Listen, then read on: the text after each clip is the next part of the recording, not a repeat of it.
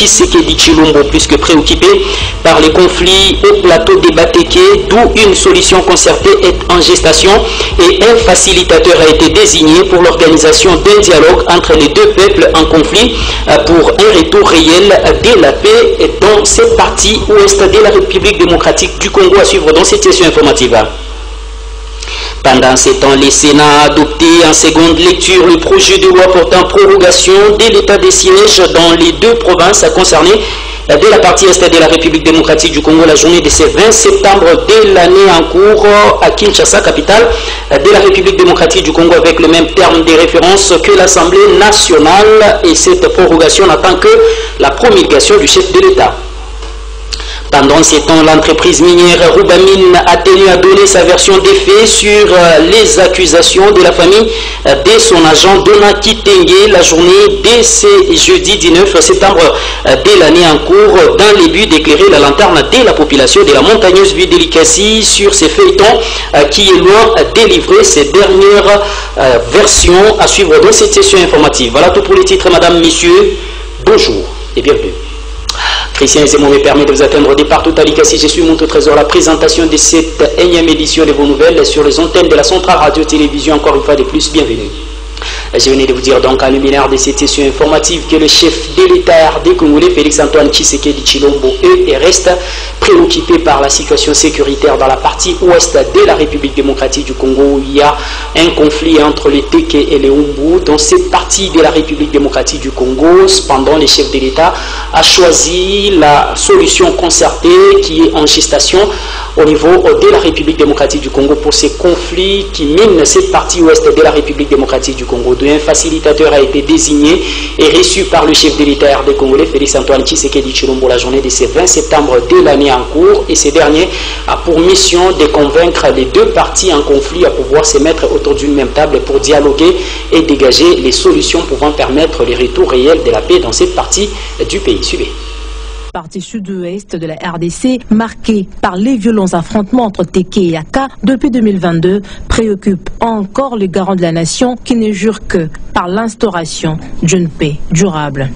Une paix qui passera aussi par un dialogue franc et sincère, comme l'a recommandé le président de la République à M. Marco Bangouli, un des notables de ce coin du pays. Il m'a confié une mission. J'ai la charge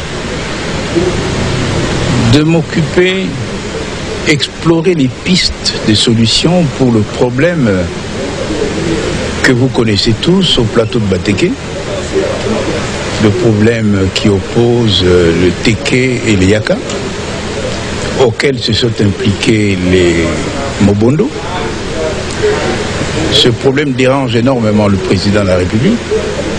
Vous savez que le plateau de Bateke est aux portes de la ville de Kinshasa, la capitale. Il nous faut absolument mettre fin à ce désordre. Alors je vais me rapprocher des miens, à ma qualité de leader Teke Humbu. Je vais aussi approcher nos frères Yaka. Une mission ambitieuse lui a été confiée. Ce leader Teke Humbu devra consulter les parties opposées pour dégager les pistes de solutions concertées à ce conflit qui a causé plusieurs morts et d'importants dégâts matériels.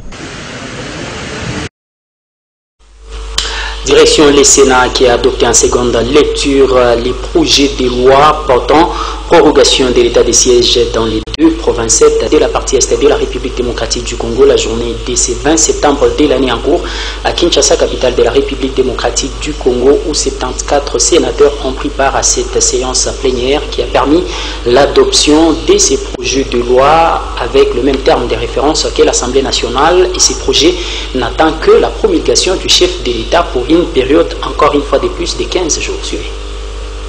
Après la Chambre basse, à la Chambre haute du Parlement, le président du Sénat, Jean-Michel Samalou Kondé, a conduit ce vendredi 20 septembre la plénière ayant abouti à l'adoption en seconde lecture du projet de loi portant autorisation de l'état de siège sur une partie du territoire national en République démocratique du Congo. Sur 74 sénateurs qui ont pris part au vote, 69 ont voté pour, 2 ont voté contre et 3 se sont abstenus. Ce nouveau renouvellement prend effet dès ce 24 septembre pour 15 jours. Le texte a été présenté et défendu par Constant Moutamba, ministre d'État, ministre de la Justice et garde des Sceaux. Lors des débats, les sénateurs Célestin Vunabandi, José Mpanda, Mouicha, Carole Aguito, Remo et Mouya ont plaidé pour une nouvelle évaluation de cette mesure d'exception proclamée depuis 2021, mais qui peine à produire des résultats. Je sais qu'il y a eu quelques collègues qui voulaient parler parce que leur base les observe à la télé, oubliant que la cause même qui a fait que le président de la République puisse initier l'état de siège n'est pas encore levée. Aussi longtemps que la cause n'est pas levée, donc l'état de siège doit encore continuer. Il faut faire la part des choses entre la pertinence d'une mesure d'état de siège et les dérapages que cette mesure engendre. Et on ne peut pas mélanger, on ne peut pas faire un amalgame entre la pertinence et les dérapages. Et la mesure est pertinente parce que les objectifs qui ont été assignés à déclarer l'état de siège depuis 2021 dans la partie S n'ont pas encore atteint et donc l'état de siège doit se poursuivre. Par ailleurs, 72 heures à partir du lundi 23 septembre ont été accordées aux sénateurs pour constituer les groupes politiques provinciaux et les commissions permanentes. Ils ont 10 jours pour déposer les règlements intérieurs de différents groupes. Et puis le vice-ministre de la Justice au niveau de la République démocratique du Congo est chargé des contentieux internationaux à travers la République démocratique du Congo. Samuel Mbemba a lancé les travaux de réflexion et d'analyse des mécanismes pouvant permettre les désengorgements des différentes prisons de la République démocratique du Congo, mais aussi la construction de nouvelles prisons à travers le pays, telles que voulues par le chef de l'État RD congolais Félix Antoine Tshisekedi Tshilombo. Suivez. Effectivement, aux instructions du président de la République, Félix Tshisekedi, sur le désengorgement, la réhabilitation et la construction de nouvelles prisons, les vice-ministres de la Justice et contentieux international, Samuel Mbemba Kabouya, a lancé ce vendredi 20 septembre 2024 les travaux de la commission interservices pour réfléchir sur la matérialisation des instructions du chef de l'État.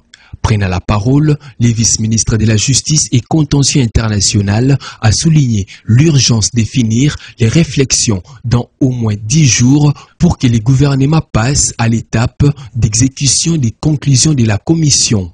Devant la presse, le secrétaire général du ministère de la Justice, Suer Boto Lolimba King, précise l'essentiel de cette réunion. La recommandation a été faite au ministère de la Justice de trouver des moyens, des voies et moyens pour trouver la solution à la question du désengorgement des prisons, à la question des infrastructures pénitentiaires. Alors là, l'autorité ministérielle, sur recommandation du chef de l'État, a tenu à nous réunir pour nous assigner le devoir d'abord de trouver des solutions, de réfléchir sur la problématique de la réhabilitation des établissements pénitentiaires existants et aussi de voir comment on peut construire d'autres établissements pénitentiaires. Donc, les projets sont déjà là et nous travaillons maintenant. Une commission a été constituée qui travaille là-dessus. L'accélération de ces travaux fait suite aux instructions du chef de l'État lors de la réunion du Conseil des ministres extraordinaire du lundi 9 septembre à la suite de la tentative d'évasion à la prison centrale de Makala. Restons toujours au ministère de la Justice et garde des Sceaux à travers la République démocratique du Congo. La bancarisation imposée à mode de gouvernance au niveau de ces ministères à travers les frais judiciaires en République démocratique du Congo qui permet ou qui produit déjà ses résultats au niveau de la République démocratique du Congo. À un mois seulement de la matérialisation de cette décision, les recettes publiques sont passées à des 112 millions de francs congolais comme produit chaque mois en République démocratique du Congo à 444 millions de francs congolais. Telle est la déclaration ou l'annonce faite par le ministre de la Justice et garde des Sceaux, maître Constant Moutamba, à la République démocratique du Congo sur l'importance de cette décision qui avait été prise par ce ministère. Suivez. Selon les chiffres publiés ce lundi, Les guichets de proximité de l'Arobank, situé dans l'enceinte du palais de la justice à Kinshasa, a enregistré 444 millions de francs entre les 19 août et les 16 septembre, un montant bien supérieur aux 112 millions de francs collectés en juin dernier avant l'initiative.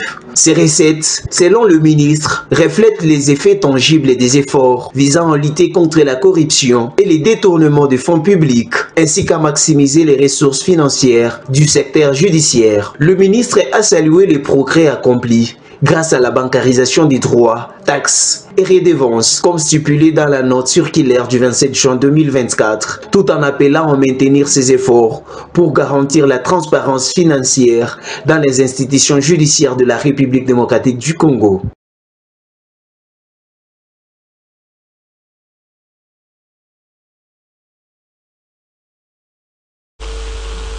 Vous le savez sans nul doute que le gouvernement Judith Toloka Soumino a totalisé 100 jours, la journée de ce jeudi 19 septembre de l'année en cours après son investiture à la chambre basse du Parlement en République démocratique du Congo. Cependant, les questions se bousculent dans les chefs délicatiens pour ce qui concerne la gestion de cette équipe gouvernementale de Judith Toloka Soumino. Est-ce que ce gouvernement répond aux attentes de la population RD congolaise? Johnny Mukandabile, un acteur politique de la montagneuse vie d'Elikasi, membre du Front commun pour le Congo, de Joseph Kabila, a tenté de donner son point de vue. Suivez. Je veux voir comment nos prisonniers vivent. C'est quelque chose de très intéressant. Chercher à faire partir ceux qui ne peuvent pas être là, c'est très intéressant. Si on peut accroître, n'est-ce pas, cet élan, je pense que ça peut marcher.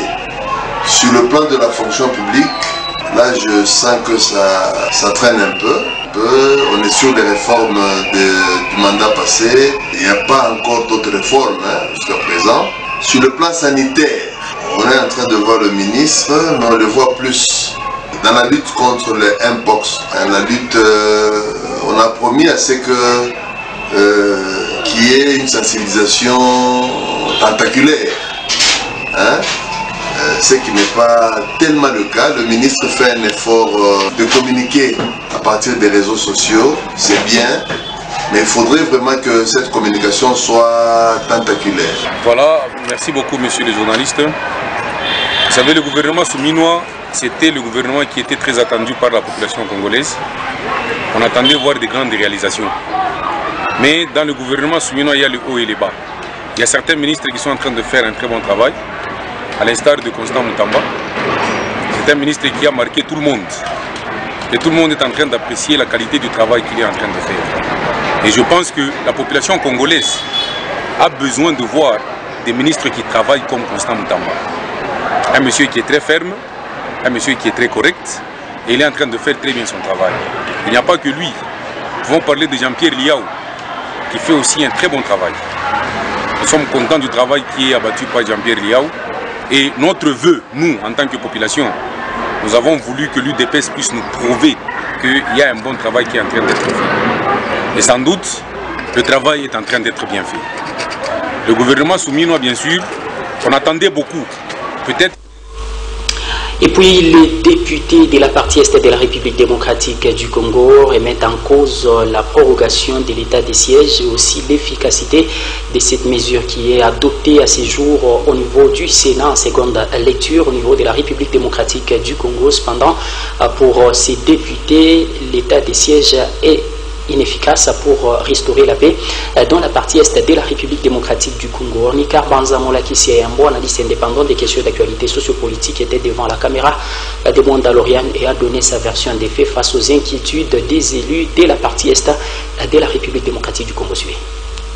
J'ai fait partie de ceux qui n'avaient pas d'abord d'ailleurs accepté cet état de siège par le fait que la manière dont nous avons procédé à cet état de siège n'était pas une bonne manière.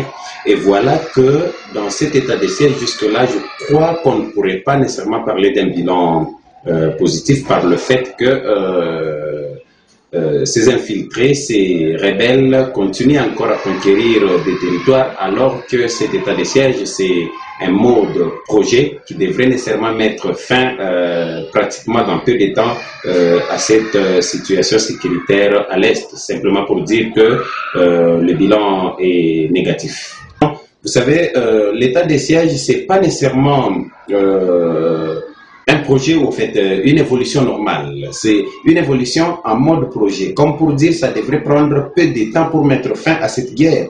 Mais voilà que nous sommes en train de compter maintenant des mois et des années dans cette situation de l'état des sièges. Alors je crois que nous pourrions rentrer dans la forme normale, et dans cette forme normale, nous pourrions nécessairement faire de sorte que nous évoluions sous forme des opérations. Et je crois qu'avec les opérations dans le régime passé, ça a quand même marché comparativement à l'état des sièges que moi je suis en train pratiquement de considérer comme si c'est une gâchis en temps, en énergie et en finance. Donc je crois, ces députés-là de l'Est qui sont contre cet état des sièges, si nous retirons la confiance à nos FRDC en appelant les forces étrangères, rassurez-vous que nous allons chaque fois pleurnicher sur l'infiltration et nous allons chaque fois pleurnicher sur l'inefficacité nécessairement de la situation sécuritaire à l'Est. Donc concentrons-nous sur nos FRDC, mettons nos FRDC dans les plus bonnes conditions et vous allez voir que ça sera facile de mettre fin. Ça ne sera pas la première fois, les M23 ont été stoppés par nos FRDC, ce n'était pas bien sûr avec l'appui des autres. Donc sur ce qui est vrai, je n'ai jamais épargné à notre situation de guerre la situation de dialogue. Nous pourrions faire le dialogue. Et puis la députée provinciale élue de la montagneuse ville de Likasi, honorable Ege Tchalamobikaï, continue avec les consultations à quelques jours de la clôture, bien évidemment, de ses vacances parlementaires au niveau de la montagneuse ville de Likasi, dans le but de se faire une idée claire des besoins réels de la population. Elle a reçu tour à tour la délégation du conseil urbain de la jeunesse, conduite par son président, la personne de M. Dan Amadika, mais aussi les chefs des services urbains de la communication et médias, M. Jean-Pierre Moulou. Plus que quelques jours nous rapprochent de la fin des vacances parlementaires, la députée provinciale lui de Likasi, l'honorable Ege Tchalamobikaï, poursuit sans désemparer sa série de consultations avec les différentes forces vives de la ville de Likasi. En ce jour, elle a reçu à son siège de sa fondation le président du conseil urbain de la jeunesse, Dan Madika, accompagné d'une forte délégation, qui est venu à son tour non seulement présenter les civilités et les félicitations, mais également dérouler un chapelet des problèmes qui rongent la jeunesse de Likasi. C'est notamment l'emploi. Elle étant élue du peuple, il était question que nous puissions présenter les difficultés que le conseil urbain rencontre dans son fonctionnement et aussi les autres conseils de la ville, notamment les différents conseils des communes.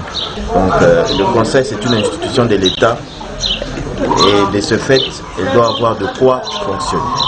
Et si les conseils ne se retrouvent pas dans les budgets de leurs entités respectives, nous voyons très mal comment nous allons encadrer la jeunesse.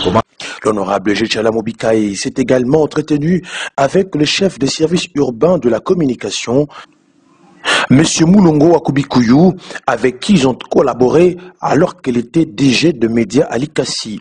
Le grand syndicaliste est venu présenter à son tour ses civilités et félicitations pour cette élévation. Une ancienne journaliste et directrice générale devenue à ce jour députée provinciale.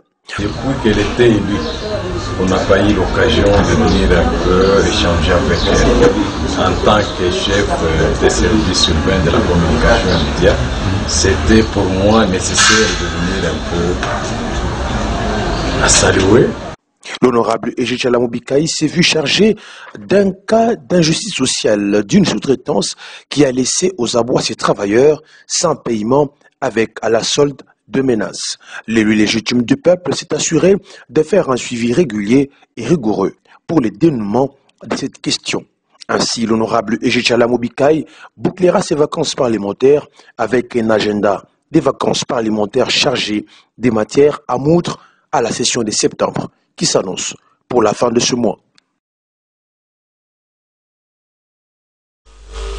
Ce journal s'est poursuivi sur les antennes de la centrale radio-télévision avec la députée nationale élue de la montagneuse ville de Likasi, honorable Titimbi Aluboya, qui, lors de ses vacances parlementaires au niveau de la montagneuse ville de Likasi, assistait les parlementaires debout de sa formation à politique du DPS au niveau de la montagneuse ville de Likasi par un lot important de vivres, pagnes et autres. Suivez.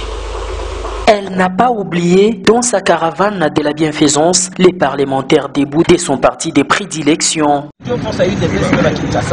Donc Kinshasa, on compte sur la force du progrès, on compte sur les parlementaires debout. L'UDPS a pour bien dire, l'honorable Titine Biya-Luboya, parce que c'est d'elle qu'il s'agit, a assisté les parlementaires debout de la montagneuse ville d'Elikassi à la place Okapi par un lot important des sacs de riz, les cartons de cuisses poulet, une centaine d'épargnes et une importante enveloppe. Parce que la Ligue des femmes a tourné dans la bouffe, mais moi je ne vais pas accompagner. Le comité fédéral de Kilo, il n'a pas changé mon chemin, mais je vais Shima. En tout cas, nous vous considérons, toute la considération et nous m'avons aussi un problème. N'hésitez pas toujours, je suis à votre disposition.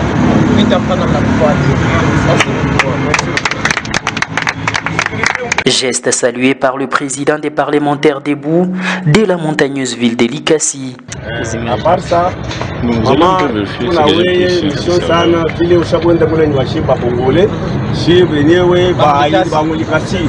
Je ne sais pas qui était fait ça, beaucoup maman ou avant tout beauté. C'est pourquoi, quand même, tu as me remercié ça, merci Sana, grâce à Dieu. Merci beaucoup. L'élu d'Elikassi a encouragé les parlementaires debout de continuer à faire la force du parti en général et en particulier de la Ligue des femmes.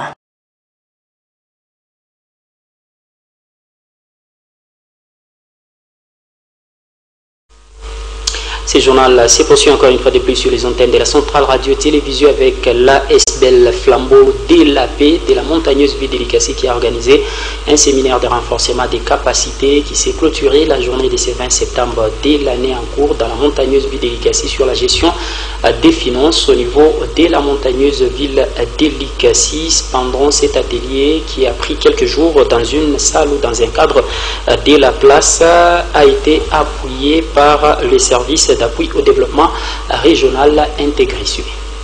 Un atelier de renforcement des capacités a été organisé ce vendredi 20 septembre 2024 par la coordination urbaine de l'ASBEL dénommée Flambeau pour la paix Elikassi. Cette structure a comme objectif de renforcer la capacité des jeunes dans la gestion financière avec comme partenaire Service d'appui au développement régional intègre, SADRI en abrégé.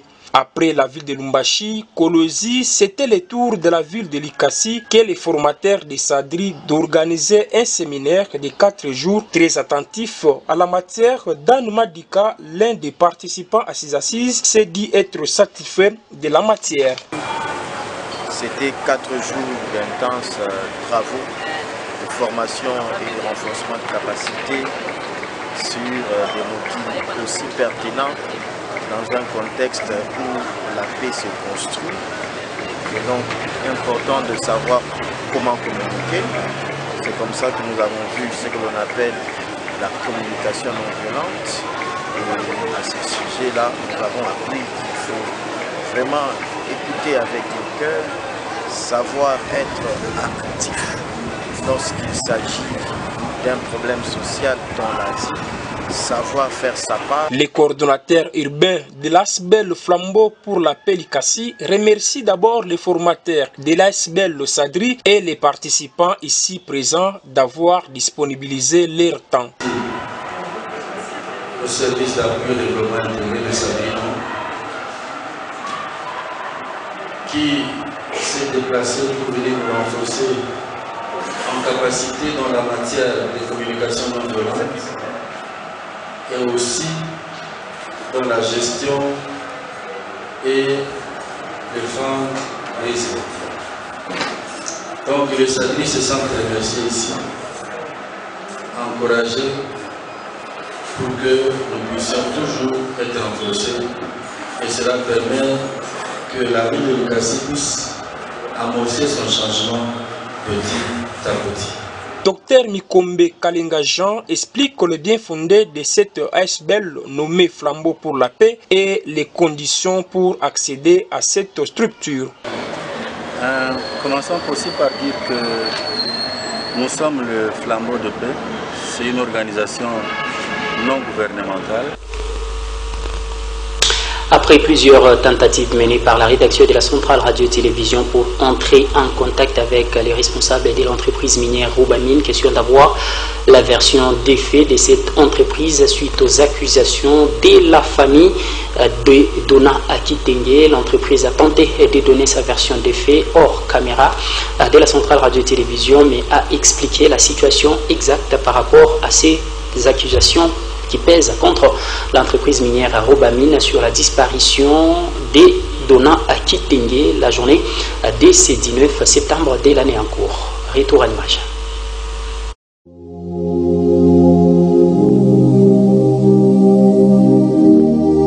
Nouveau rebondissement dans l'affaire qui oppose l'entreprise minière Rouba-Mines à la famille de Dona Akitengue, agent de cette entreprise minière qui reste jusqu'ici portée disparue malgré les efforts insalables de la famille et de l'entreprise pour les retrouver. En effet, c'est pour la famille, Dona Akitengue est restée introuvable jusqu'ici. L'entreprise est la seule responsable de cette situation. L'entreprise aussi affirme que la famille maîtrise parfaitement où serait Dona Akitengue et veut monnayer sa disparition.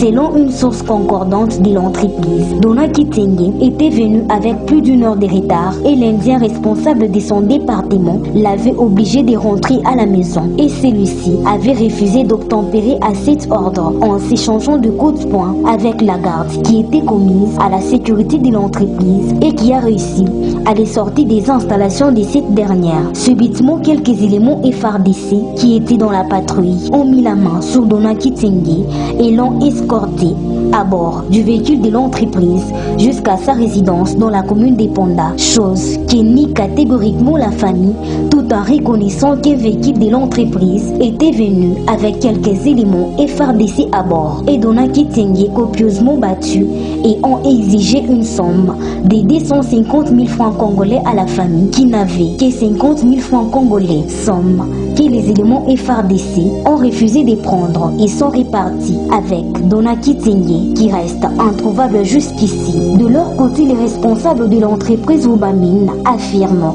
avoir fait la ronde de tous les cachots des Moura pour ne pas les retrouver.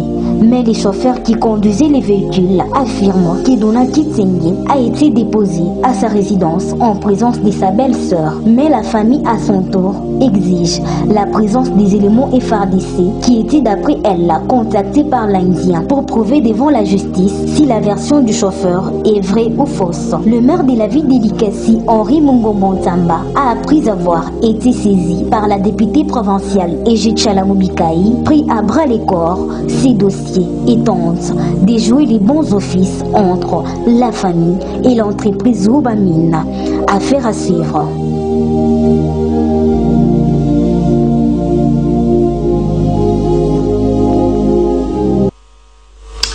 Et puis, un mot d'espoir avant de boucler complètement cette session informative sur les antennes de la Centrale Radio-Télévision avec l'avènement du technicien français Sébastien Desabre et les différentes prestations menées par les Léopards de la République démocratique du Congo qui réussissent tant soit peu à s'imposer au niveau des éliminatoires de la Coupe d'Afrique des Nations mais aussi de la Coupe du Monde Maroc 2025. L'équipe nationale de la République démocratique du Congo occupe désormais la 10e place africaine mais aussi la 58e place mondiale de par les récentes publications du classement de la Fédération internationale de football, association FIFA en abrégé. Que depuis la venue de Sébastien Desabre, nous avons vu que la RDC est maintenant a pu s'acquérir une équipe parce que dans le temps on savait que bon c'est tel joueur qui va jouer, demain c'est un autre, donc on n'avait pas une équipe type. Mais avec l'avènement de Sébastien Desabre, nous avons connu maintenant une équipe type et nous avons maintenant une équipe type. C'est-à-dire, si nous avons une rencontre de football, on sait que réellement la RDC va nous défendre et donner aussi la joie à tous les téléspectateurs qui sont en train de suivre, pourquoi pas aux supporters. Et voilà que si nous sommes aujourd'hui 10e, ce n'est pas par hasard, c'est un fruit de Sébastien Desabre qui a pu constituer une équipe et cette équipe nous fait de la joie. Et pour vous dire tout simplement que nous pouvons même jeter des fleurs à cet entraîneur, Sébastien Desabre, parce que il a vu loin avec l'équipe de la RDC. C'est pourquoi il avait choisi à ce qu'il puisse venir ici. Et effectivement, il a un chantier qu'il est en train de faire et de construire. Et nous pouvons seulement lui donner du temps. Nous aurons peut-être un bon résultat. Et cela dépendra de nous. Donc si nous sommes sérieux, donc il va rester et construire ce chantier de la RDC. Si je dis cela, c'est-à-dire par rapport aux clauses. Parce que souvent, c'est la RDC qui est en train de fragiliser les entraîneurs. Nous avons... Place à présent, rappel des titres. Le chef de l'État des Congolais, président de la République, Félix-Antoine Tshisekedi Tshilombo, reste préoccupé par les conflits au plateau des Bateke, d'où une solution concertée est en gestation et un facilitateur a été désigné pour l'organisation d'un dialogue entre les deux peuples en conflit pour les retours réels de la paix dans cette partie de la République démocratique du Congo. Les facilitateurs a été reçu à la Cité de l'Union africaine la journée de ce 20 septembre de l'année en cours, un élément que vous avez suivi dans cette édition de vos nouvelles.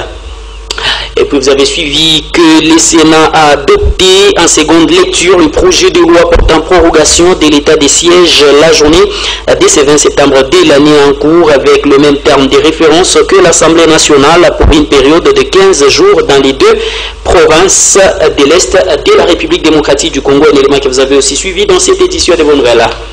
Et puis vous avez suivi que l'entreprise minière Rubamine a tenu à donner sa version des faits sur les accusations de la famille de son agent Dona Kitenge la journée de ce jeudi 19 septembre de l'année en cours dans le but d'éclairer la lanterne de la population licassienne sur le feuilleton qui est loin de livrer ces dernières versions, un élément que vous avez aussi suivi dans cette session informative. Madame, Messieurs, voilà, c'est qu'a constitué l'essentiel de cette édition de vos nouvelles sur les ondes sacrées de la Centrale Radio et Télévision, si vous l'avez aimé dit. Donc, merci à la grande équipe rédactionnelle de votre chaîne, conduite par Nicolas Ngingambayo. Merci également à Christian Zemo pour sa bonne et réelle réalisation de cette édition de vos nouvelles. À tous, mais également tout agréable et bonne suite du programme chez vous. Bye.